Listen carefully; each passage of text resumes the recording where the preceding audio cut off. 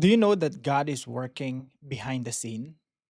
Pag-usapan po natin yan sa devotion natin na ito.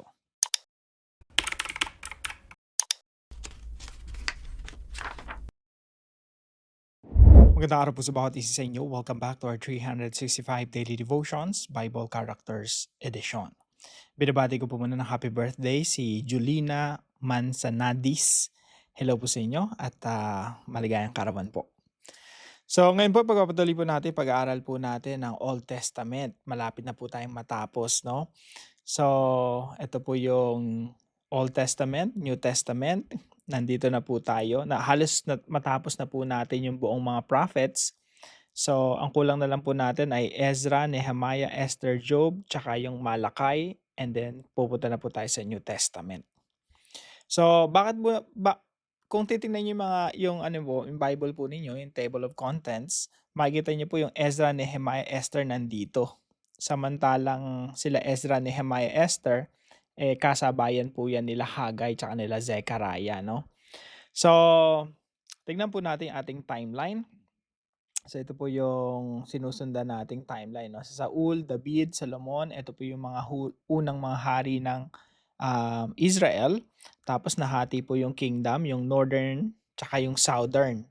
So makikita nyo po, ang daming mga kings niyan, pero yung northern kingdom of Israel, ito po yung unang nahulog sa Assyria. And then yung southern kingdom of Israel po nahulog naman sa Babylon. So from that time on, makikita nyo na po yung istorya nila. Jeremiah, Daniel, tapos sila Ezekiel, natapos na po natin itong mga devotion natin na ito, no? Sila Haggai, Zechariah.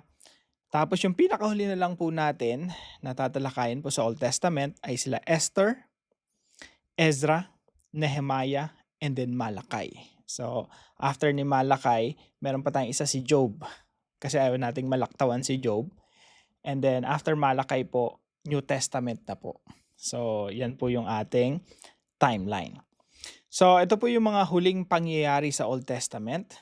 So, Esther, Ezra, Nehemiah. Ito po yung mga kings ng Persia. So, ito po, iwan na natin ito sa dive deeper, no? Pero kung gusto nyo, screenshot po ninyo para meron kayong reference.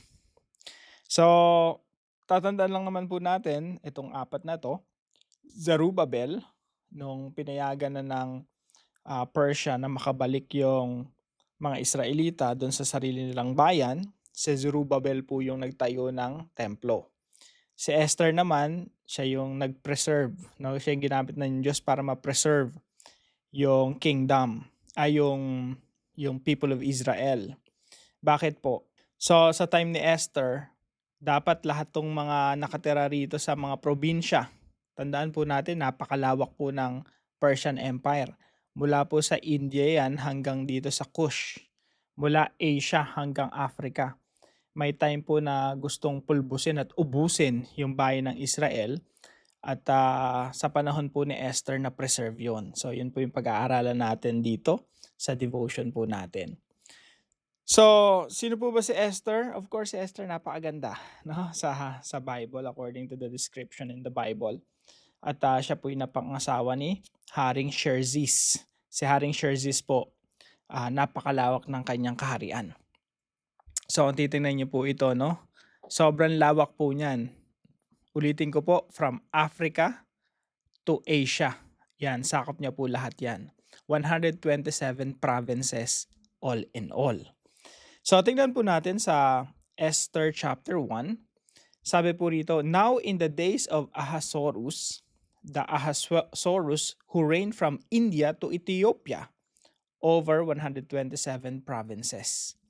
In those days, when King Ahasuerus sat on his royal throne in Susa, the citadel, in the 3rd year of his reign, he gave a feast for all his officials and servants, the army of Persia and Media, and the nobles and governors of provinces were before him. So alam niyo po ito si Ahasuerus. Ang hirap na banggitin yung pangalan niya sa Tagalog na lang, no? Tsaka ang pangalan niya po kasi ay Xerxes. Okay? Now, si Xerxes po, kung familiar kayo, no? gusto niyang sakupin pati yung Greece. So, hindi niya lang sakop yung Asia, Africa, hindi niya lang na-touch yung kontinente na yan. Gusto niyang i-touch din pati yung Europe, no? Yung Greece. At sa Greece, dyan po siya hinarang ni Leonidas. So, ayan po yung story na yan, si Leonidas. Panoorin nyo na yung 300 if you're interested. So, eto pong si Xerxes, napakayaman po, no? Tapos pinagmalaki niya yung kanyang, kanyang yaman. Inimbitahan niya lahat ng mga gobernador, lahat ng mga nobles. Tapos sabi dito sa verse 4, ipinagparangalan niya sa mga ito ang kayamanan ng kanyang kaharian at ang karangyaan ng kanyang pamumuhay. Ang piging o yung party, nagpa-party siya, ito'y tumagal ng 180 days. So isipin nyo gaano ka rangyayan. Pag nag-birthday yung isang tao, minsan isang araw lang yung celebration. Ito, 180 days yung feasting. At wala siyang ginawa kundi pagmalaki kung ano yung karangyaan ng kanyang buhay, yung glory, yung siguro yung mga iniman nila doon, yung mga baso nila doon, iba't ibang disenyo na gawa sa ginto, things like that. So ito po yung mga turuan natin ngayong araw. Number 1, Esther is the only book that does not mention God. Alam niyo po itong Book of Esther, ito yung nag-iisang libro o aklat sa buong Old and New Testament na hindi binanggit yung pangalan ng Diyos. Walang reference patungkol sa Diyos. Meron pang isa pero debatable. Pero yung sure talaga ay yung Book of Esther. So dito po makikita nyo, sa Book of Esther talagang intentionally hindi pinangalanan yung Diyos, hindi man lang binanggit yung Diyos. Pero sa Book of Esther makikita mo yung pagkilos ng Diyos. Yun po yung tinatawag nating providence. Yung pagkilos ng Diyos sa lahat ng mga nangyayari. Isipin niyo po dito sa Book of Esther, dito naganap yung one of the greatest deliverance, yung pagliligtas. Pero ito po yung ginawa ng Diyos pero hindi binanggit yung pangalan ng Diyos. Kaya maganda yung topic natin ngayong araw, patungkol po ito sa pagkilos ng Diyos behind the scene. Pangalawang katuruan po natin, God already has the solution before the problem arises. Ang Diyos meron ng pinagpapaunang mga solusyon bago pa dumating yung crisis. Bago pa dumating ang problema, may solusyon na ang Diyos. Kaya hindi dapat tayo ng mga problema. Tingnan natin, hanapin natin ano ba yung solusyon ng Diyos. Maasahan po natin na yung ating Panginoon talaga, before even problem arises, meron na talagang inilaan ng Diyos na solusyon para doon. So ito po, makikita niyo po ito sa Book of Esther. Bago pa, yung later on makikilala natin siya, si Haman. Bago pa gumawa ng kaparaanan si Haman na ubusin yung lahi ng mga Hudyo, pinagpauna niya na si Esther maging queen. Ito po sa chapter 1 po, may queen na iba si Vashti. Tapos sa chapter 2, dahil si Queen Vashti, pinaimbitahan ng hari, "Halika nga rito, queen." Ayaw ng queen. Sabi na ng mga advisors ni Xerxes, palitan mo na yan. Hanap ka na ng bagong queen. Kasi hindi maganda yung asal ng queen. So sabi ni Xerxes, okay, papalitan ko na yan. Kaya po sa chapter 2, nagpahanap ng bagong queen. At yun nga po sa Queen Esther. So ganun po yung build up ng story ng Book of Esther. And then later on makikita nyo may malaking problema. At yung nga po yung si Haman gusto niyang ubusin yung lahi ng mga Hudyo. Pero again, pinagpauna na ng Diyos yung solusyon bago pa magkaroon ng problema. Pangatlong katuruan po natin ngayong araw, nothing is wasted in God's providence. Pag sinabi po nating providence, ito yung pagkilos ng Diyos sa lahat nangyayari sa buhay natin. Yung lahat kontrolado ng Diyos, no? Lahat, kumbaga, sabi ko nga, bago pa magka-problema, may providential solution na ang Diyos. So, sa Diyos po, walang wasted, walang nasasayang. Kahit ito pong pagpaparty ni ni Xerxes. Kasama to sa providence ng Diyos. Yung katigasan ng ulo ni Vashti na wag sumipot doon sa pagpapatawag ng king, kasama na rin sa providence ng Diyos para magkaroon ng bagong queen. So nothing is wasted in God's providence. Walang nasasayang. Kaya kung feeling mo maraming nasayang sa buhay mo, isipin mo bakit nangyari yun sa'yo.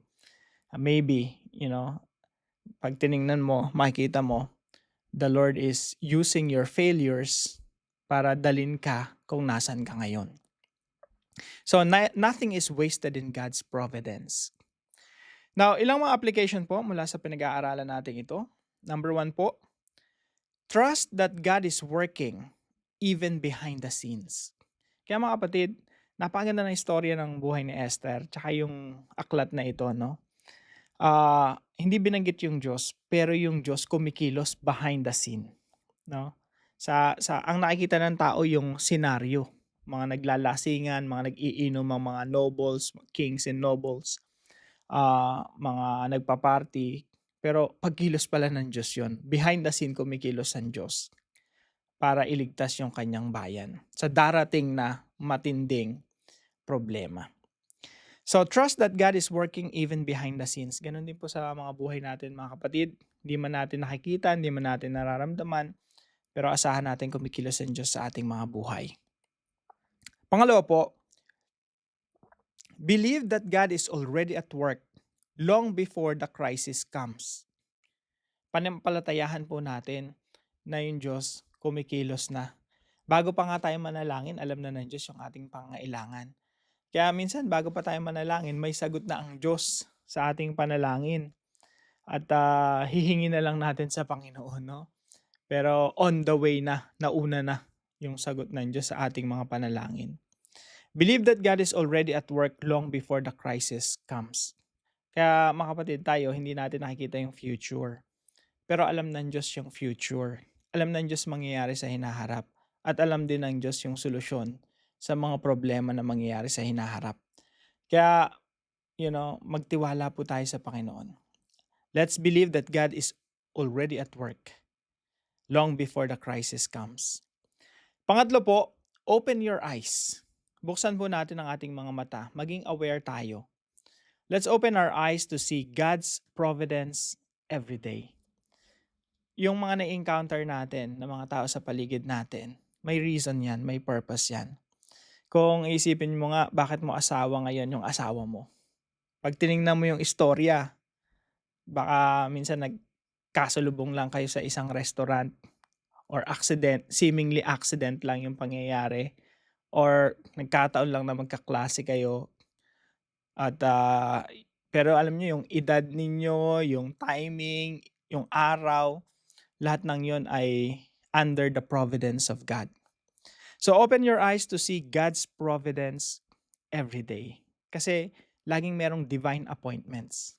Kailangan po tayong maging aware sa pagkilos ng Diyos, even behind the scene. Para po sa ating discussion, why should we be aware of divine appointments? Bakit po tayo dapat maging aware na yung mga transactions natin, mga na-meet natin araw-araw, may reason yon, may purpose yon. At dapat lagi nating tinatanong si Lord, Lord, bakit ba nangyayari yung mga bagay na nangyayari sa akin? What's your purpose? At makikita natin na meron palang magandang ginagawa ang Diyos sa ating mga buhay. Para po sa ating dive deeper, what is the doctrine of God's providence? Talakayin po natin itong doktrina na ito, isang mahalagang doktrina sa Biblia, God's providence. Tayo po yung manalangin. Heavenly Father, teach us to trust you even when we cannot see what you're doing. Help us remember that you're always working, even behind the scenes, arranging circumstances according to your perfect wisdom and purpose. When crises come, strengthen our faith to believe that you have already gone before us and that nothing takes you by surprise.